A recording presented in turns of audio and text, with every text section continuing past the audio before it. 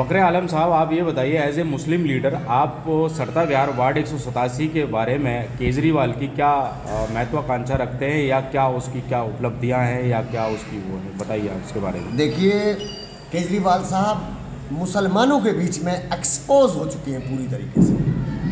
मुसलमानों ने बहुत ज़्यादा उम्मीदें लगाई थी कि एक सेकुलर नेता हैं, लेकिन कहीं ना कहीं उन्होंने दिलों के साथ, हमारे जज्बातों के साथ जिस तरीके से खेला है, वो हिंदुस्तान का तमाम मुसलमान इस बात को जानता है। जैसे कि उन्होंने मरकज़ के ऊपर कितना बड़ा एलिगेशन लगाया, जिसको मुसलमान बर्दाश्त नहीं कर सकता। जिस तरीके से एनआरसी के इशू के ऊपर हमारी माँ बहनें जाकर के शाहीन बाग के ऊपर बैठी, उन्होंने कहा कि साहब अगर पुलिस मेरे पास होती तो मैं 2 घंटे के अंदर वो रास्ता खाली करा देता। इसका मतलब वो बल प्रयोग कराते।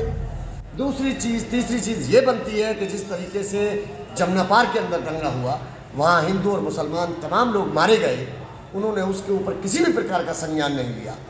आज जैन साहब जो है जेल में बैठ करके मज़ा मार रहे हैं, और ताहिर हुसैन जो है निगम पार्षद, उनकी उन्होंने ज़रा सी भी सुध नहीं ली। जहांगीरपुरी का अगर मामला आता है तो जहांगीरपुरी के अंदर देश की विभिन्न पार्टियों के राष्ट्रीय अध्यक्ष वहाँ पहुँचे, लेकिन अरविंद केजरीवाल की किसी ने शक्ल नहीं देखी।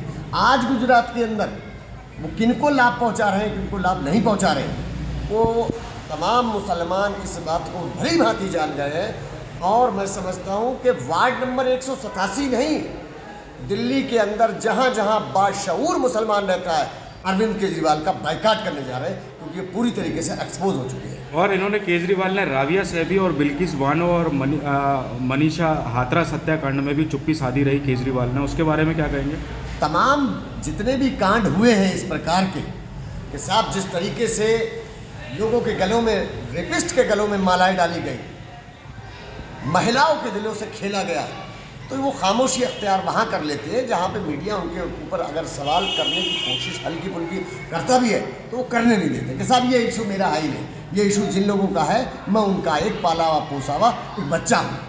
और इन्होंने दिल्ली को नशे की दिल्ली बना दिया, आपने देखा हुआ केजरीवाल ने, एक के साथ एक फ्री, उसके बारे में क्या टिप्पणी है आपकी? नशे के बारे में क्या कहें कि नशे के बारे में नहीं, उन्हें सबसे ज़्यादा चीज़ शराब के ज़रिए उन्हें धन कमाना था, और वो धन गुजरात पहुंचाना था, जहां पर वो सेकुलर मतों का विभाजन कर सके। ये उनकी नीति थी। मोहल्ला क्लिनिक के नाम पे वहाँ पर कुत्ते घूम रहे हैं, और उसकी आड़ में जो है बहुत बड़ा घोटाला किया है। मोहल्ला क्लिनिक जो उन्होंने वादा किया था, वो सही तरीके से, मुकम्मल तरीके से वहाँ ना टेस्ट हो पाए, ना ये काम हो पाए। अरविंद केजरीवाल जी ने भली भांति बहुत सोच समझकर दिल्ली की जनता को मोहल्ला क्लिनिक को लेकर के, पानी को लेकर के मूर्ख बनाया, बेसिक नीड का झांसा दिया, और जिस तरीके से स्कूलों के क्लासरूम बनाए गए, 80-80 लाख रुपए का एक कमरा बनाया गया, टोटल भ्रष्टाचारी होने का सबूत उन्होंने दिया।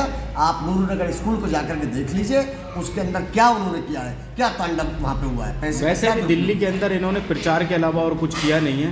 यहाँ देखा जाए तो अभी तक तो इन्होंने कोई भी नया स्कूल बना के ओपनिंग नहीं करी, सिर्फ पुराने स्कूलों को रेनोवेट करके किया है। तो आपके सवाल का आपने खुद ही जवाब दे दिया। हाँ, आपने जो सवाल किया उसका ये जवाब मिल गया, दे दिया आपने, क्योंकि वजह ये है कि अरविंद केजरीवाल चाहते थे कि लोकसभा के अंदर 4-5% वोट काट लूँ, सेकुलर मतों का विभाजन कर लूँ, और विधानसभा के अंदर 10 से 15% वोटों का विभाजन कर लूँ, जिससे कि पर्टिकुलर एक पार्टी को लाभ पहुँचे और दूसरी पार्टी को नुकसान पहुँचे। वो अरविंद केजरीवाल ने वो काम कर दिया।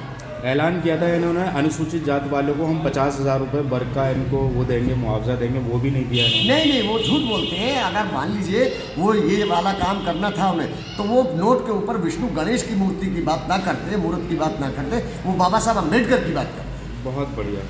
और क्या टिप्पणी देना चाहेंगे? आप ये जानते हैं कि वो मुसलमानों के अगर हितैषी और दलित समाज के अगर हितैषी होते तो पंजाब के अंदर की जो राज्यसभा है वो मुस्लिम समाज और दलित समाज को मिलनी चाहिए थी, जो कि उन्होंने नहीं दी। चलिए, बहुत बहुत शुक्रिया भाई। Thank you very much.